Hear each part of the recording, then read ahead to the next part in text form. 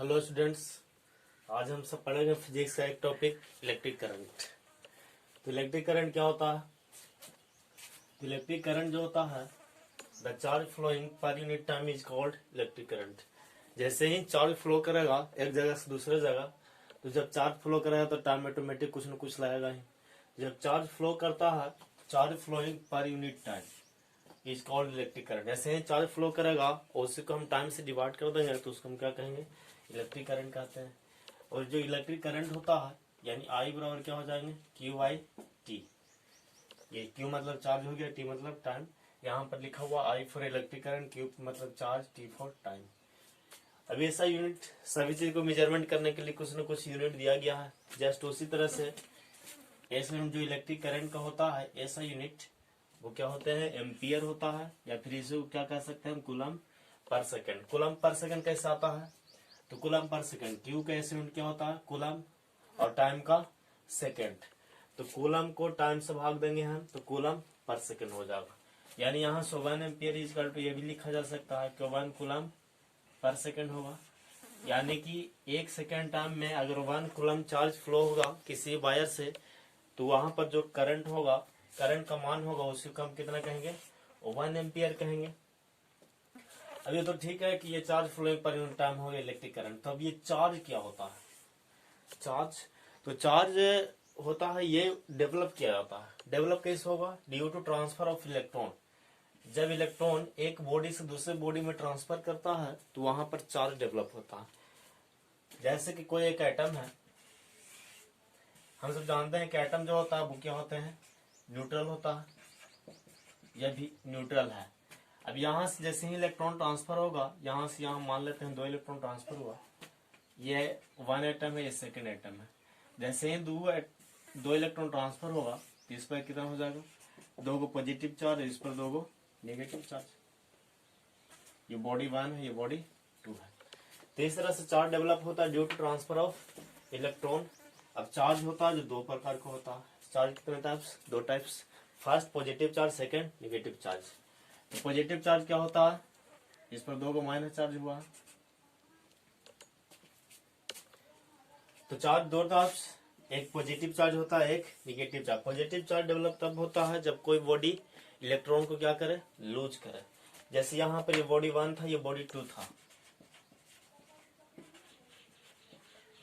Body 1 है, body 2 है। जैसे बॉडी 1 से ट्रांसफर हुआ सेकंड में, तो ये क्या किया? बॉडी 1 इलेक्ट्रॉन को लूज किया है। जब लूज करेगा तो उस पर कौन सा चार्ज आ जाएगा? पॉजिटिव।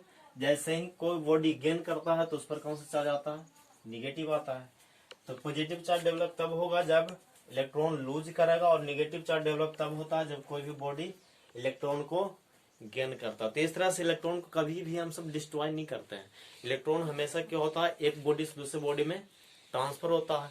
तो एक पर पॉजिटिव चार्ज आता है और एक पर नेगेटिव चार्ज आता है। जैसे हम सब बहुत सारे फिनोमेना अपने आसपास देखते हैं। जैसे ही कभी देखो कि पेन को भी रगड़ दिया जाए वाल में, और रगड़ने के बाद जैसे ही डस्ट पार्टिकल को खींच लेता है, तो इसका कारण क्या है? यही है कि इस पर एक चार्ज आता है और हमारे हेयर में एक चार्ज आता है। जैसे ही रगड़ते हैं तो यहाँ से इलेक्ट्रॉन ट्रांसफर होकर कहाँ चले जाता है? हमारे हेयर में चले जाते हैं। यानी जो हमारा हेयर है वो, इस पर कौन सा चार्ज आ जाएगा? नेगेटिव, और इस पर पॉजिटिव। जैसे ही पॉजिटिव चार्ज आता है तो ये डस्ट पार्टिकल के पास जाएगा तो उसको भी ये चार्ज कर देता है, जिसके कारण उसको भी ये क्या करेगा? खींच लेगा। तो जैसे कि ग्लास रॉड को हम क्या करते हैं? सिल्क से रबिंग करते हैं। ग्लास रॉड यानी ग्लास शीशा को सिल्क से जैसे ही रबिंग करते हैं तो उस समय क्या होता है? इलेक्ट्रॉन ट्रांसफर होता है। कहां से कहां? ग्लास रॉड से कहां तक? सिल्क की ओर। तो इसके कारण ग्लास रॉड पर पॉजिटिव चार्ज आता है और सिल्क पर निगेटिव चार्ज आता है, जिसके कारण क्या होता है कि ग्लास रॉड पर पॉजिटिव चार्ज होता है और सिल्क पर नेगेटिव चार्ज आता है। ये सारा क्वेश्चन पूछे जाते हैं, ग्लास रॉड क्यों पॉजिटिव हो जाता है? तो इसका कारण ये है कि ग्लास रॉड पर क्या होता है? ग्लास रॉड से इलेक्ट्रॉन ट्रांसफर होता है किसमें? सिल्क में, जिसके कारण ग्लास रॉड पर पॉजिटिव चार्ज आता है। नेक्स्ट टॉपिक देखते हैं आगे, इसी में इसका प्रॉपर्टी, चार्ज का प्रॉपर्टी देखते हैं।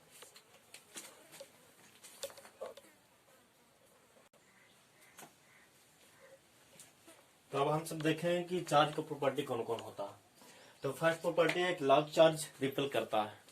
लार्ज चार्ज मतलब कि सेम जैसे पॉजिटिव है तो पॉजिटिव, नेगेटिव, ये सब क्या होते हैं? लाइक चार्ज होता है। उसी तरह से अनलाइक चार्ज क्या करते हैं, अट्रैक्ट करते हैं। जैसा कि हम सब जानते हैं चार्ज दो प्रकार का होता है, पॉजिटिव और निगेटिव। अगर पॉजिटिव और निगेटिव लिया जा रहा है तो ये क्या हो जाएंगे, अनलाइक चार्ज दोनों एक दूसरे क्या हो जाएंगे, विपरीत हो जाएंगे। तो उसी तरह से ये पॉजिटिव है, ये पॉजिटिव, तो कैसे चार्ज, ये लाइक चार्ज हो गया क्योंकि दोनों पर प्लस प्लस है। तो लाइक चार्ज है तो क्या करेगा, ये रिपेल करेगा, यानी ये इसको इधर पुश करेगा और ये इसको इधर पुश करेगा, तो जिसके कारण ये क्या होंगे, एक दूसरे से दूर भागेंगे। जबकि अनलाइक चार्ज, ये पॉजिटिव है और ये नेगेटिव है, तो ये कौन चार्ज है, अनलाइक है, एक दूसरे के अपोजिट है। तो ये क्या करेंगे, एक दूसरे को खींचेगा और खींचते खींचते ये क्या हो जाएंगे, एक दूसरे से आके चिपक जाएंगे। तो ये चिपकेगा, यहाँ पर क्या हो रहा है, अट्रैक्ट हो रहा है। यहाँ पर क्या होगा, यहाँ पर रिपेल होगा, एक दूसरे को दूर फेंकेगा। यहाँ पर क्या है, ये माइनस है, प्लस है, तो ये क्या करेगा, ये भी अपोजिट चार्ज है, तो ये क्या करेंगे, अट्रैक्ट करेंगे। और ये भी दोनों कौन सा चार्ज है, अपोजिट चार्ज है, तो अपोजिट चार्ज है तो क्या करेगा, ये अपोजिट नहीं सेम है, माइनस माइनस दोनों में तो लाइक चार्ज है, तो क्या करेंगे, दोनों को रिपेल करेंगे, तो ये दोनों रिपेल करेंगे। तो इस तरह से लाइक चार्ज क्या करते हैं, एक दूसरे को रिपल्स करते हैं, जबकि अनलाइक चार्ज एक दूसरे को क्या करेंगे, अट्रैक्ट करते हैं। अब ये हम सब जानते हैं कि एक इलेक्ट्रॉन पर जो चार्ज होता है वो कितना होता है, -1.6 इंटू 10⁻⁻19 कूलम होता है। और अगर 1 कूलम चार्ज की आवश्यकता है तो कितना इलेक्ट्रॉन की आवश्यकता होगा, ये हम सबको पता है, ये हम आइडेंटिफाई करें कि ये कैसे निकला। 1 coulomb equal to 6.25 into 10⁻18 electron. तो हम सब जानते हैं। और ये बताइए कि जो नंबर ऑफ इलेक्ट्रॉन होता है कभी नेगेटिव हो सकता है, नहीं हो सकता। नंबर ऑफ इलेक्ट्रॉन कभी भी नेगेटिव नहीं हो सकता। जब भी कहेंगे तो 2 इलेक्ट्रॉन कहेंगे, कभी हम -2 इलेक्ट्रॉन नहीं कह सकते हैं। यहाँ पर क्या निकालना है, हमको इलेक्ट्रॉन निकालना है, तो इसका अपोजिट लिखते हैं, since 1.6 into 10⁻⁻19 coulomb is equal to कितना होते हैं, 1 इलेक्ट्रॉन। यहाँ पर माइनस साइन नहीं लेंगे, या फिर यहाँ पर माइनस, क्योंकि ये कभी भी निगेटिव नहीं होता है। तो 1 कूलम चार्ज बराबर कितना हो जाएगा, 1/1.6 इंटू 10⁻⁻19। तो हमें निकालना है कितना, इतना ही, 1 कूलम पर ही निकालना है। इसको सोल्व कर देंगे, -19 है, ये ऊपर जाएगा,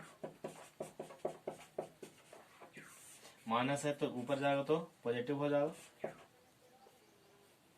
1.6 नहीं जाएगा, -9 जाएगा, तो पॉजिटिव हो गया। फिर इसको और सोल्व करते हैं, तो 10 यहाँ दे देंगे, 10 ऊपर 18 लिख सकते हैं, गुना पाव जुड़ता है, 18 × 19, फिर 1.6।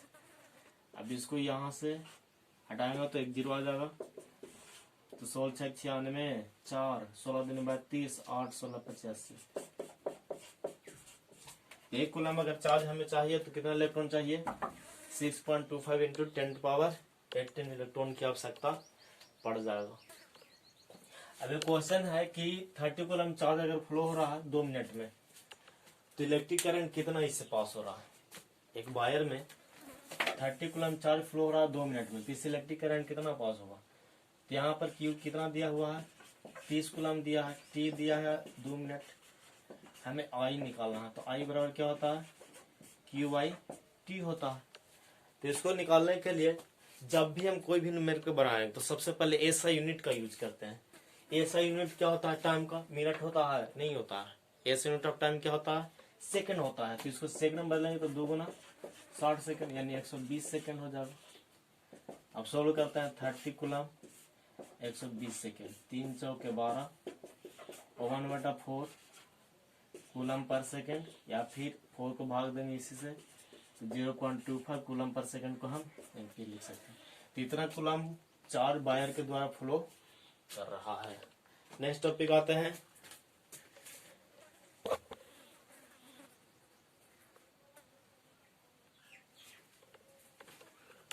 नेक्स्ट टॉपिक था इलेक्ट्रिक पोटेंशियल। तो इलेक्ट्रिक पोटेंशियल किसको कहते हैं, जो इलेक्ट्रिक पोटेंशियल होता है, the work done per unit charge if charge is moving from infinity to a point is called electric potential at that point. अगर कोई पॉइंट है तो यहाँ पर इसको हम इलेक्ट्रिक पोटेंशियल कैसे डिफाइन करें। मान लेते हैं ये कोई पॉइंट है, तो जैसे ही हम यहाँ पर लाते हैं, कोई चार्ज है इन्फिनिटी पर है, यूनिट चार्ज है, यूनिट चार्ज को अगर हम इन्फिनिटी से इस पॉइंट पर लाते हैं तो इसको लाने में कुछ ना कुछ वर्क की आवश्यकता पड़ेगा। जैसे कोई भी मटेरियल को हम कहीं से कहीं ला देंगे तो क्या होगा, वहां पर कुछ ना कुछ हमें काम करना पड़ेगा। जैसे अगर फ्लोर से अगर छत पर जाना है तो वहां पर हमें कोई ना कोई काम करना पड़ेगा, ऐसा ही तो नहीं चल जाएगा। तो उसी तरह से ये जो यूनिट चार्ज है इसको यहां से यहां लाना है इन्फिनिटी से। ये कहा इन्फिनिटी है, इन्फिनिटी से अगर किसी पॉइंट तक लाने में जो वर्क डन, जो काम करने की आवश्यकता पड़ेगी, उसी को हम क्या कहेंगे, इलेक्ट्रिक पोटेंशियल कहते हैं। The work done per unit charge from moving infinity to a point is called electric potential at that point. इस पॉइंट पर क्या कहेंगे हम, इलेक्ट्रिक पोटेंशियल कहेंगे। और इसका सिंबल क्या होता है, भी बराबर होता W बटा Q। यहाँ पर W क्या हो गया, वर्क हो गया, और Q चार्ज। और इलेक्ट्रिक पोटेंशियल का जो यूनिट होता है वो क्या होते हैं, वोल्ट होता है। क्या होता है, वोल्ट होता है। या फिर इसी से निकाल सकते हैं, वर्क का यूनिट क्या होता है, जूल, और इसका कूलम, तो जूल पर कूलम भी हो सकता है, जूल पर कूलम। इसका सिंबल हो गया जूल पर कूलम। यानी 1 वोल्ट बराबर हम कह सकते हैं 1 जूल पर कूलम। यानी वोल्ट और जूल पर कूलम आपस में इक्वल होता है, जितना वोल्ट होगा उतना ही जूल पर कूलम होगा। अब नेक्स्ट टॉपिक है कि वोल्टेज या पोटेंशियल। पोटेंशियल डिफरेंस का है दूसरा नाम क्या है, वोल्टेज है। वोल्ट और वोल्टेज में थोड़ा सा अंतर होता है। वोल्ट क्या है, इलेक्ट्रिक पोटेंशियल का यूनिट होता है वोल्ट। लेकिन वोल्टेज क्या है, पोटेंशियल डिफरेंस का दूसरा नाम क्या है, अदर नेम वोल्टेज होता है।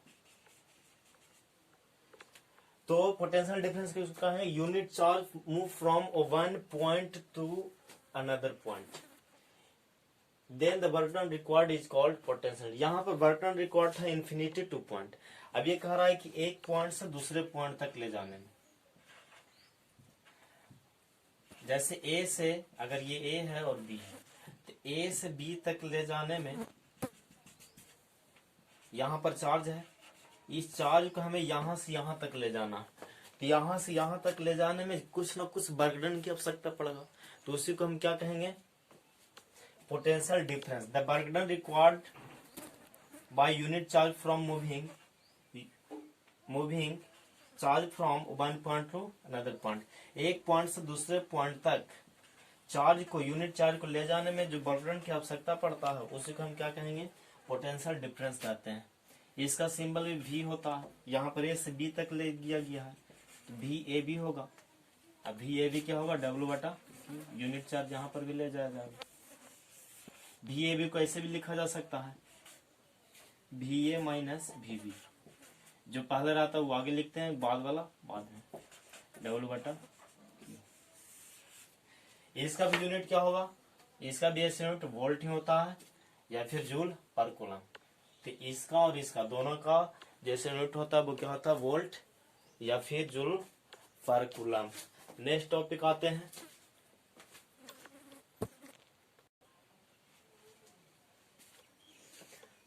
नेक्स्ट आ गया कि flow of charge. Charge flow कैसे करता है। तो चार्ज हम सब जानते हैं दो तरह का होता है, एक पॉजिटिव चार्ज और नेगेटिव चार्ज। तो जो पॉजिटिव चार्ज मूव होता है वो high potential to low potential. जैसे कि दो गो बॉडी है, एक पर पॉजिटिव चार्ज है, ये एक बॉडी है, इस पर पॉजिटिव चार्ज है, और एक बॉडी ये है,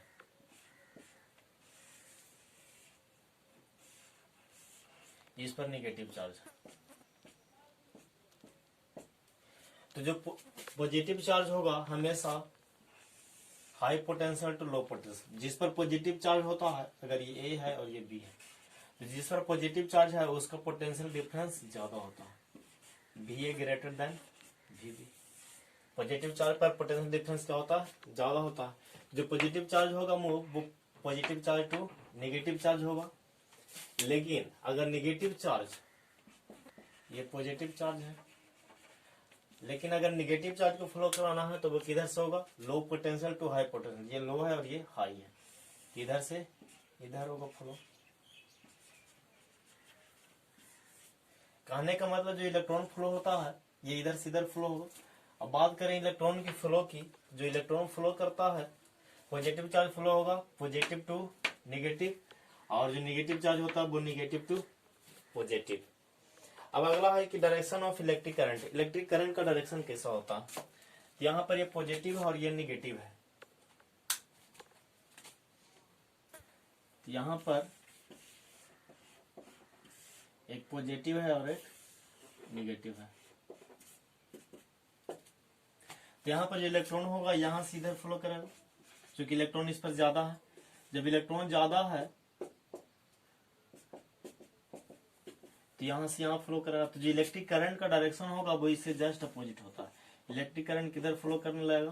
पॉजिटिव टू नेगेटिव। लेकिन इलेक्ट्रिक करंट कैसे, लेकिन इलेक्ट्रॉन है वो कैसे फ्लो करेगा? Negative charge to positive charge.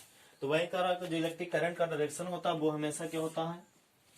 Electron जो फ्लो करेगा उसके हमेशा अपोजिट डायरेक्शन होता है।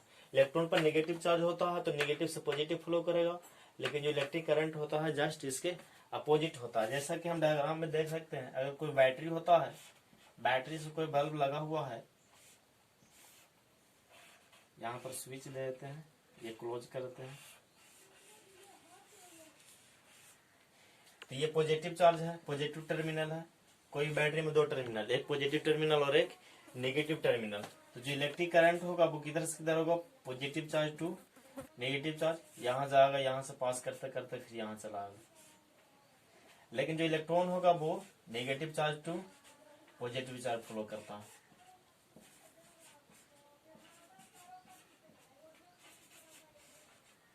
लेकिन जो इलेक्ट्रिक करंट होता है वो कैसे फ्लो करता है? Positive charge to negative. ये चार्ज इलेक्ट्रिक करंट जा रहा है। तो इस तरह से जो इलेक्ट्रिक करंट का डायरेक्शन होता है वो हमेशा इलेक्ट्रॉन के फ्लो के अपोजिट दिशा में होता है।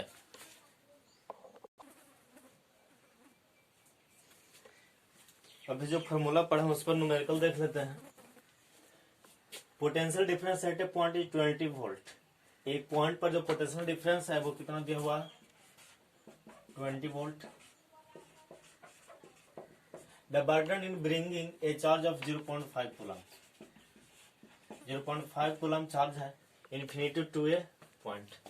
W निकालना, फाइंड द बर्डन। तो V और जानते हैं हम सब W बटा Q होता है। यहाँ से W इक्वल टू क्या होगा? V इधर जाकर मल्टीप्लाई हो जाएगा। W equal to V into Q। V कितना है? 20 वोल्ट। Q कितना? 0.5। यहाँ पर जो बर्डन हो जाएगा वो 10 जूल हो जाएगा। नेक्स्ट क्वेश्चन है कि एक पार्टिकल मूव करता है 1.5 कूलम। एक पॉइंट ए और एक potential difference of 50 volt to another point B 120 volt.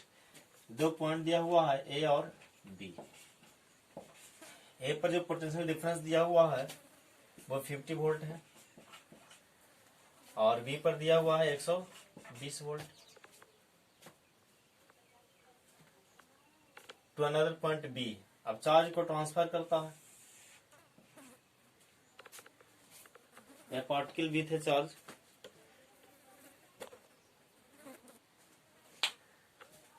Particle को लाया जाता है 1.5 टेकन फ्रॉम पॉइंट ए